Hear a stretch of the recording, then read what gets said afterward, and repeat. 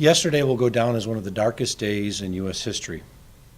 The President fomented his supporters to march on Congress and take action to prevent the representatives of the people from performing their constitutional duty of confirming the 2020 election results. It was not a peaceful protest. It was a treasonous attempt by a riotous mob at a coup d'etat. Every time I have walked the hallowed halls of the Capitol, I am filled with awe thinking of the giants of our nation who have walked those same halls before me. Yesterday, those halls were stained by the seditious acts of traitors, not patriots. The genius of our democracy is we do not subject ourselves to a person, but to a set of ideals codified in our Constitution, the peaceful transfer of power being the most important one. Unfortunately, the events of yesterday were not surprising. 4 years ago, prior to President Trump's inauguration, I remember people who supported him saying, "Don't worry, what harm can he do?"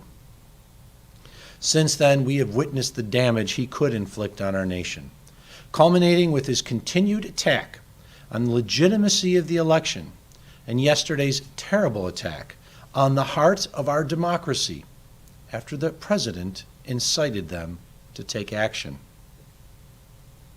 The insurrection that attempted to prevent Congress from performing its constitutional duty failed. However, the risk to our republic still exists as long as President Trump retains power and promotes his own self-serving efforts to stay in office.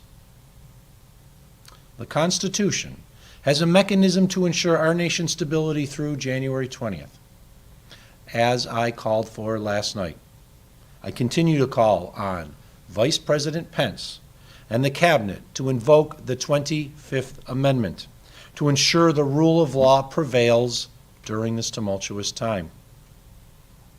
The words of the Constitution's preamble begin, "We the people of the United States," in order to form a more perfect union. As yesterday's events proved, our nation is still seeking that more perfect union. We are a nation of laws, not mob rule. If we are ever to become that more perfect union, it requires all of us to be engaged in an educated civic discourse so that we never have days like yesterday again.